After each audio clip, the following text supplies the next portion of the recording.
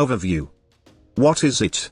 The Puma is a small crossover based on the Fiesta, RIP, a car we liked very much.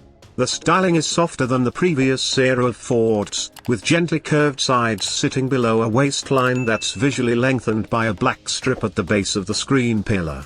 This draws your eye back horizontally from the bonnet, rather than up to the roof.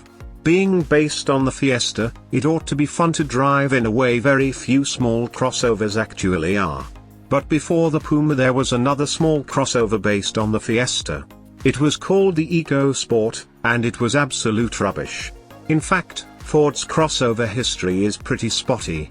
While the Cougar's decent these days, does anyone remember seeing an Edge on British roads? Or a Car Plus Active?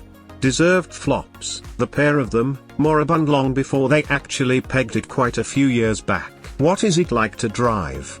The Puma isn't too heavy, so the little 1.0-litre engine does a decent job, especially as it's torquey and quick-witted.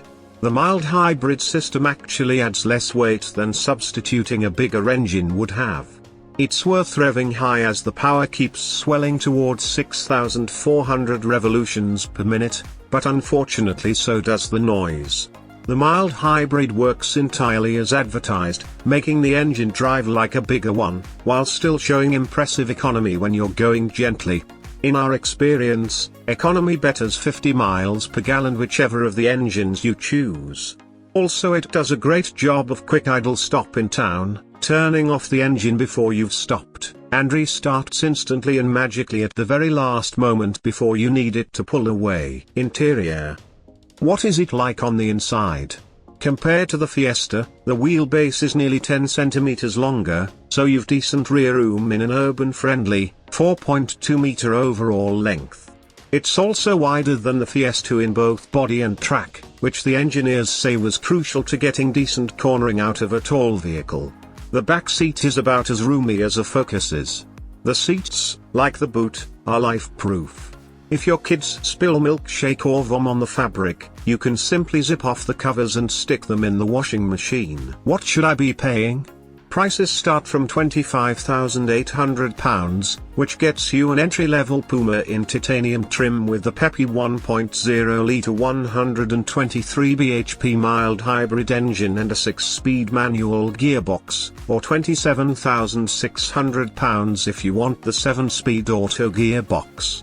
The more powerful version of the same engine, outputting 155 bhp, starts from £28,350 and you can only have it with an automatic gearbox.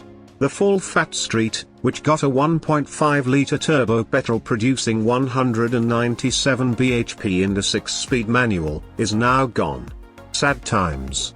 You can still get a Puma ST, but it's still a 1.0-litre mild hybrid and only gets a mite more power, 168 bhp. It also has an auto box, takes 7.4 seconds to get to 62 miles per hour and starts from £33,050. Not worth the money.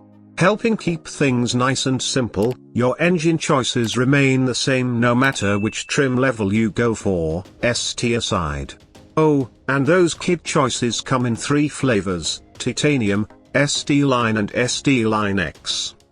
It is a couple of grand more expensive than its major rivals, including the Nissan Juke, Peugeot 2008, Renault Captur, Citroën, and VW T-Cross, among others, but it's easily the best to drive, which, this being topgear.com, matters.